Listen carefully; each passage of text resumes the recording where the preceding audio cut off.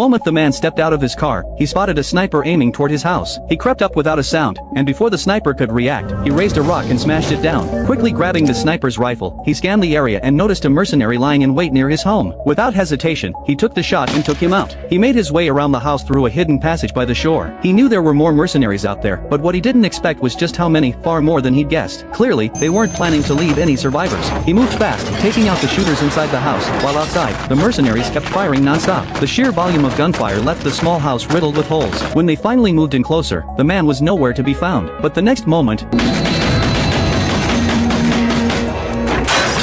one of them heard something and moved to help, only to be taken down from behind. Just then, a phone rang from one of the dead mercenaries. The man picked it up. On the other end was the one who had sent them, the man's real target. This all started because not long before, Andrei had gotten in the way of something important to him. A veteran of the Second Chechen War, Andrei had been living a quiet life with his wife in a small house by the sea. That peace was broken when his old commander showed up with bad news. 2 days earlier, 8 soldiers from their unit had gone missing while on a mission deep in the mountains. The commander wanted Andrei to find out what happened. Following the team's route, Andrei made his way into the wilderness. Passing through a valley, he found large patches of blood on the ground. Clearly, there'd been a fierce fight. Using a rope, he descended a cliff and came across a militant camp. He documented what he saw with a camera. It looked like they were running some kind of covert operation. To get more answers, Andrei decided to bluff his way in. Pretending to be a lost hiker, he approached them asking for help, but they were too sharp. Before he could even finish his story, they tied his hands and locked him in a detention cell inside their base. There, he found 2 surviving members of the missing squad. One was unconscious, the other was barely holding on. From him, Andrei learned what happened. They had been ambushed while moving through a canyon. The militants' firepower was overwhelming, leaving no room to breathe. One by one, the soldiers fell. Only he and their commander survived, taken prisoner and tortured with brutal interrogation tactics. Meanwhile, back at the camp, the leader was enjoying a steak and wine, completely unaware that his men had just brought a devil into their midst. It wasn't long before the deputy security chief walked into the detention area. Spotting Andrei lying next to one of the soldiers, he sensed something was off and moved closer to check. Andrei struck fast, knocked him out with a few quick blows, and grabbed his weapon. When the coast was clear, he dragged the unconscious officer out of the base and into the surrounding hills. There, he tied him up securely with rope. But Andrei wasn't done. He turned around and headed back into the base. He ran into a guard on patrol.